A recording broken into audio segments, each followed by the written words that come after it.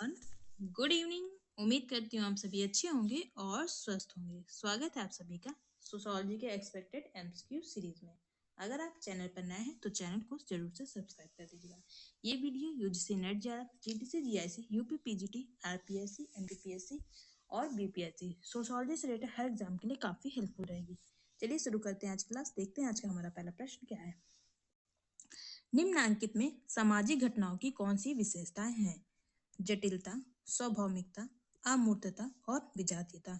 नीचे आपको ऑप्शन दिए। ऑप्शन ए 1 और 2 सही होगा, ऑप्शन बी 3 और 4 सही होगा, ऑप्शन सी 1, 3 और 4 और ऑप्शन डी 1, 2 और 3। तो आपको बताना है सामाजिक घटनाओं की कौन सी विशेषताएं होती हैं। तो इसका जो सही आंसर है वो है ऑप्शन डी 1, 2 और 3। जटिलता होती है उसमें, स्वाभाविकता होती है और अमूर्तता होती है, विजातीयता नहीं होती है। तो इसका जो सही आंसर वो है ऑप्शन डी। नेक्स्ट क्वेश्चन देखिए। ये बुक्स हैं और एक तरफ राइटर्स दिए हैं, आपको मैच करना है कौन सी बुक किसकी है। एसएफ नॉडेल की बुक कौन सी है? A R Radcliffe Brown, B Malinowski और सी लेवी स्ट्रॉस। मैच कीजिए। एसएफ नॉडेल की पुस्तक है the theory of social structure. A का हमारा हो जाएगा 4। ए आर रेडक्लिफ ब्राउन की पुस्तक है structure and function in primitive society. तो बी का हमारा हो जाएगा 2। बी मैरिनोव्स्की की पुस्तक है a scientific theory of culture and other essays. तो सी का हमारा हो जाएगा, बी का है 1, सी का हो जाएगा 2 और डी का क्या है? सी लेविस्ट्रॉस। सी लेविस्ट्रॉस की पुस्तक है स्ट्रक्चर एंथ्रोपोलॉजी। तो डी का हो जाएगा 3। 4, 1, 2, 3, 4, 1, 2, 3 देखिए किस ऑप्शन में है। तो ऑप्शन बी हमारा राइट आंसर होगा। नेक्स्ट क्वेश्चन देखिए। ये भी मिलान का है। इसमें एक तरफ बुक्स दिए हैं और दूसरी तरफ राइटर दिए हैं। आफ्टर किनशिप किसकी पुस्तक है? अमेरिकन किनशिप, स्ट्रक्चर एंथ्रोपोलॉजी और the theory of social structure. Match कीजिए। 2 पुस्तक अभी हम लोगों ने ऊपर देखी है तो आप आसानी से मैच कर लेंगे। तो स्ट्रक्चरल एंथ्रोपोलॉजी अभी हम लोगों ने पढ़ी, क्लास लेवी स्ट्रॉस की है। तो सी का हमारा क्या हो गया? 4 हो गया। The theory of social structure अभी हम लोगों ने पढ़ी, ये किसकी है? एसएफ नॉडेल की। तो डी का हमारा हो गया 5 हो गया। और आफ्टर किनशिप किसकी है? आफ्टर किनशिप है जेनेट कर्स्टन की। तो ए का हमारा हो जाएगा 2। और फिर है बी अमेरिकन किनशिप, ये है डेविड एफ स्नाइडर की। तो बी का हो जाएगा 1, 2, 1, 4, 5, 2, 1, 4, 5। ऑप्शन सी हमारा राइट आंसर होगा। नेक्स्ट क्वेश्चन देखिए। ये भी आपका मिलान का है। पहले आप लोग इधर देख लीजिए। सावित्री पुस्तक किसकी है? Young India, states and minorities और essential unity of all religion. इधर आपके कोर्स दिए हुए हैं।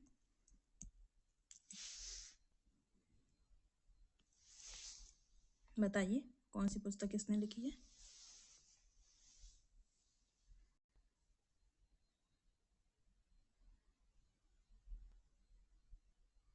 सावित्री है आपके अरविंदो की। ए का हो जाएगा 3। यंग इंडिया किसकी है? ये है महात्मा गांधी की। तो ये हो जाएगा, बी का हो जाएगा 4। फिर है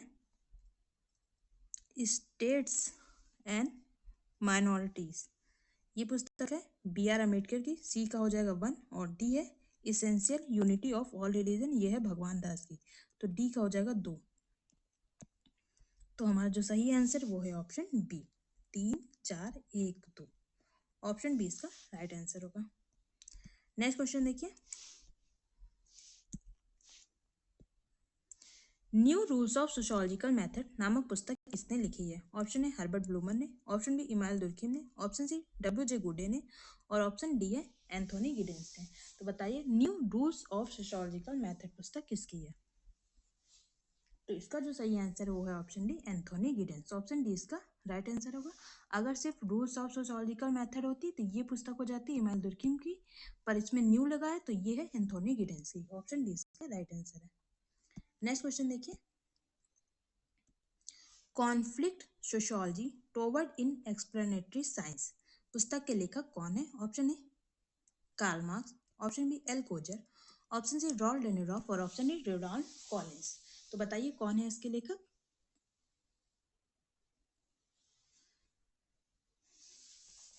तो इसका जो सही आंसर है वो है option D, Randall Collins. Option D इसका राइट आंसर है। नेक्स्ट क्वेश्चन देखिए, प्लांट इकोनॉमी फॉर इंडिया नामक पुस्तक किसने लिखी है? Option A Jawaharlal Nehru, option B K Visvesvaraya, option C Mahatma Gandhi और ऑप्शन डी है मोंटेक सिंह आलूवालिया। तो बताइए प्लांट इकोनॉमी फॉर इंडिया पुस्तक किसकी है? तो ये पुस्तक है के विश्वेश्वरैया की। ऑप्शन बी इसका राइट आंसर होगा। नेक्स्ट क्वेश्चन देखिए, ये भी आपका मिलान का है। नहीं, मिलान का नहीं है, इसमें आपको बताना है कौन सी पुस्तक मैच नहीं है।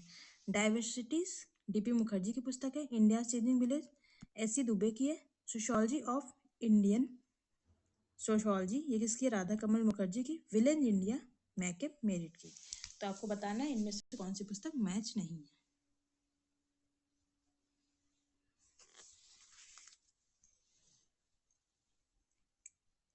तो इसका जो सही आंसर है वो है ऑप्शन सी, ये मैच नहीं है। ये राधा कमल मुखर्जी की पुस्तक नहीं है, सोशियोलॉजी ऑफ इंडियन सोशियोलॉजी। बाकी डाइवर्सिटी डीपी मुखर्जी की पुस्तक है, India changing village SC. Dubey की पुस्तक है, विलेज इंडिया मैकेम मेरिट की पुस्तक है। नेक्स्ट क्वेश्चन देखिए,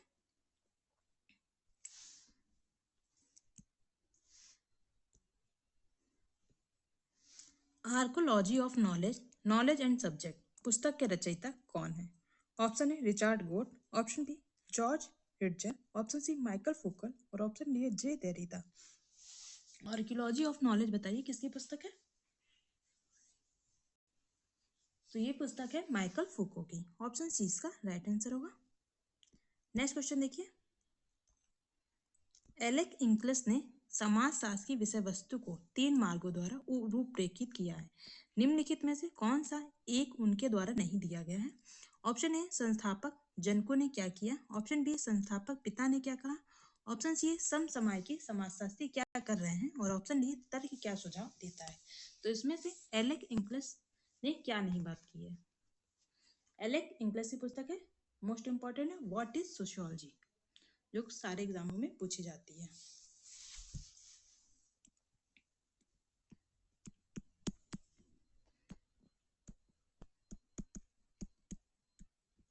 इनकी पुस्तक का नाम है एलेक्स इंक्लस की।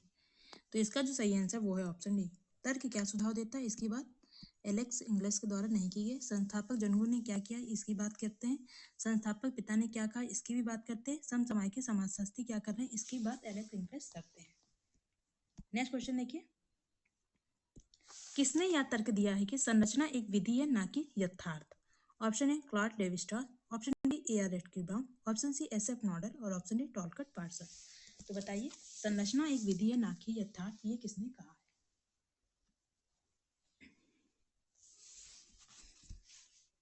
तो इसका जो सही आंसर है बताइए क्या होगा?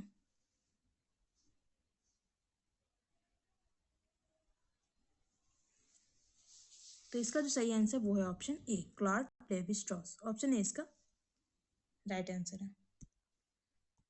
नेक्स्ट क्वेश्चन देखिए,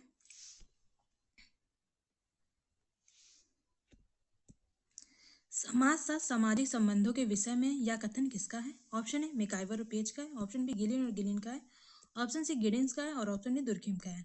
तो बताइए समाजशास्त्र सामाजिक संबंधों के विषय में यह कथन किसका है? तो इसका जो सही आंसर वो है ऑप्शन ए मैकाइवर और पेज। ऑप्शन ए इसका राइट आंसर है। नेक्स्ट क्वेश्चन देखिए, निम्नलिखित में से किसने नव प्रक्रियात्मकवाद की परिभाषा प्रक्रियात्मक सिद्धांत का आत्मालोचक तत्व जो प्रक्रियात्मकवाद के बौद्धिक क्षेत्र को इसके सैद्धांतिक केंद्र को अक्षुण्ण रखते हुए विस्तार करने का प्रयास करता है के रूप में किया? नौ प्रकारवाद की आपको सीधे से बताना है बात क्यों करता है। ऑप्शन ए टी पार्सन और ई सिल, ऑप्शन बी है जे अलेक्जेंडर पी कोलोमी, ऑप्शन सी है जे अलेक्जेंडर जे टर्नर और ऑप्शन डी है पी कोहेन और जे ए गोल्डनर। तो बताइए कौन प्रक्रियात्मक सिद्धांत का आत्म आलोचक तत्व जो प्रक्रियात्मकवाद के बौद्धिक क्षेत्र का उसके सैद्धांतिक केंद्र को अक्षुण्ण रखते हुए विस्तार करने का प्रयास करता है, इनमें से कौन है? तो इसका जो सही आंसर वो है ऑप्शन बी जे अलेक्जेंडर और पी कोलोमी। नेक्स्ट क्वेश्चन देखिए, समाजशास्त्री साधारणतः सामाजिक दुनिया पर अपने दृष्टिकोण के वास्तविकता को थोपते हैं। यह कथन इंगित करता है ऑप्शन ए तथ्य को, ऑप्शन बी मानक को, ऑप्शन सी मूल्य को और ऑप्शन डी ज्ञान को। तो बताइए कौन सा ऑप्शन सही होगा।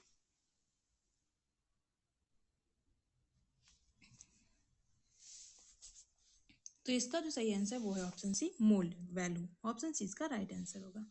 नेक्स्ट क्वेश्चन देखिए, समाजशास्त्र एक पद्धति विज्ञान है या किसका कथन है। Option A Sorokin, option B Max Weber, option C MacIver और ऑप्शन डी एलेक्स इंग्लिश। तो बताइए समाजशास्त्र एक पद्धति विज्ञान है या कथन किसका है। तो इसका जो सही आंसर वो है option B, Max Weber. Option B इसका राइट आंसर है।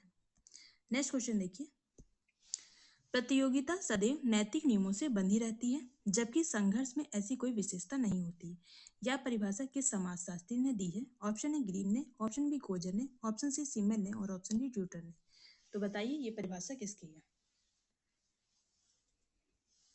तो इसका जो सही आंसर वो है option A, green. Option A इसका राइट आंसर होगा। नेक्स्ट क्वेश्चन देखिए, किसने कहा है विज्ञान अवलोकन से प्रारंभ होता है और अंतिम वैधता के लिए अंततः अवलोकन हेतु वापस लौटना पड़ता है। ये परिभाषा बताइए किसकी है। तो इसका जो सही आंसर है वो है ऑप्शन सी, गोडे एवं हार्ट। ऑप्शन सी इसका राइट आंसर होगा। नेक्स्ट क्वेश्चन देखिए, किस जर्मन समाजशास्त्री ने तर्क दिया कि प्रौद्योगिकी ने आधुनिकता का एक नया रूप उत्पन्न किया जिसमें अधिक तर्कसंगत आधुनिक युग की अपेक्षा सहज रूप से जोखिम या अनिश्चितता शामिल हुई है। ऑप्शन ए है निको स्टेयर ने कहा है, ऑप्शन बी है उल्रिच बेक ने, ऑप्शन सी है मैक्स वेबर और ऑप्शन डी है जुर्गेन हेबरमास और ऑप्शन ई है डेनियल लेवी। तो बताइए ये कथन किसका है। रिच सोसाइटी जोखिम भरे समाज की बात कौन करता है इनमें से। तो इसका जो सही आंसर वो है option B, Ulrich Beck. Option B इसका राइट आंसर होगा। नेक्स्ट क्वेश्चन देखिए, परिवार एवं समाज के बीच शिक्षा पुल का कार्य करती है या विचार निम्न में से किसका है। ऑप्शन ए आर के मटन का है, ऑप्शन बी टॉर्कट पार्सन्स का है, ऑप्शन सी इमाइल दुर्खिम का है और ऑप्शन डी है मैक्स वेबर का है। तो बताइए शिक्षा पुल के रूप में कार्य करती है परिवार और समाज के बीच, ये किसने कहा है।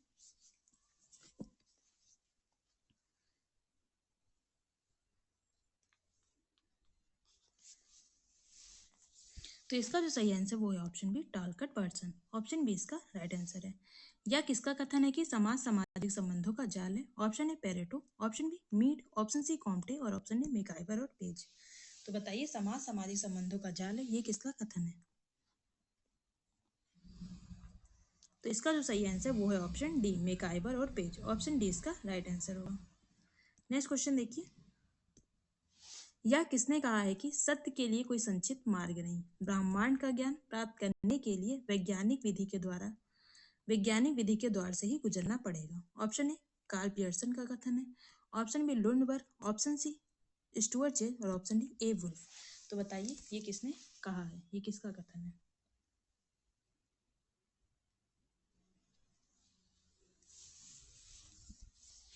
तो इसका जो सही आंसर वो है option B, Lundberg. Option B इसका राइट आंसर है।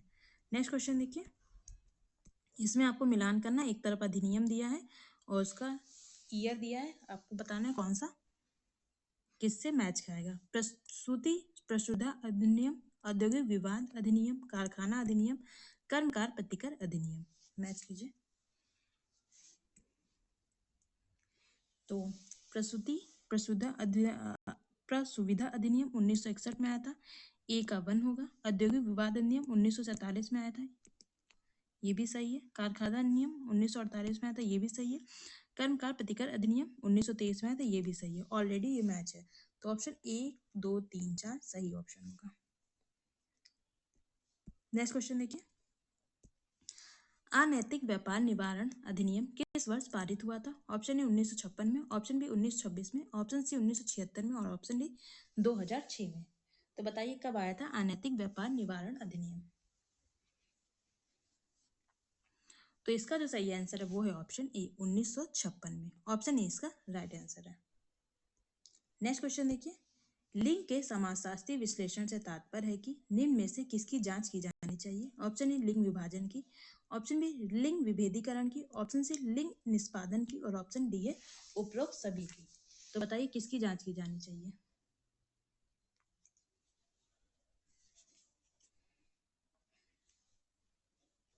तो इसका जो सही आंसर वो है ऑप्शन डी, उपरोक्त सभी। लिंग विभाजन की भी, लिंग निष्पादन की भी और लिंग विभेदीकरण की भी। नेक्स्ट क्वेश्चन देखिए, महिलाएं उन्हें जन्मे जीवित बच्चों की संख्या के अनुसार वर्गीकृत की जाती हैं। इसे किस रूप में संदर्भित किया जाता है? ऑप्शन ए जन्म क्रम के रूप में, ऑप्शन बी जनन क्षमता के रूप में, ऑप्शन सी परिवार के आकार के रूप में और ऑप्शन डी समता के रूप में। तो बताइए कौन सा ऑप्शन सही होगा?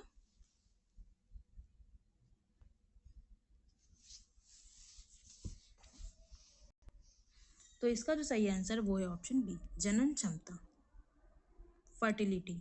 ऑप्शन बी इसका राइट आंसर होगा। नेक्स्ट क्वेश्चन देखिए, जनसंख्या घनत्व के सिद्धांत से कौन संबंधित है? Option A Malthus, option B Sadler, option C Spencer और ऑप्शन डी दुर्कीम।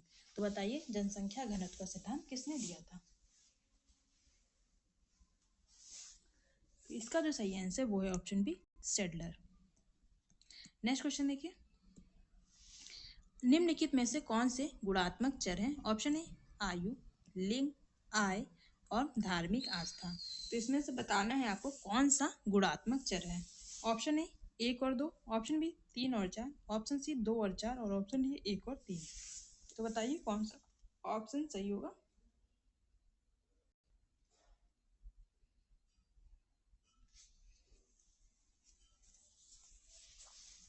तो इसका जो सही आंसर वो है ऑप्शन 2 लिंग और ऑप्शन 4 आर्थिक आस्था।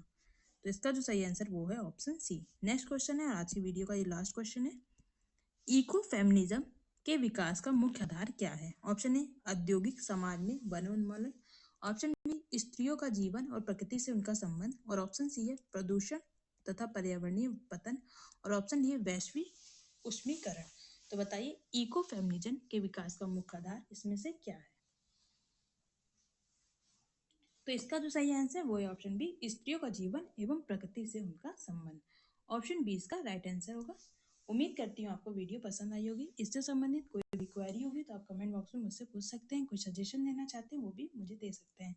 और अगर आप चैनल पर नए हैं तो चैनल को जरूर से सब्सक्राइब कर दीजिएगा। कल मिलते हैं इसी टाइम पर। Bye bye, good night, take care.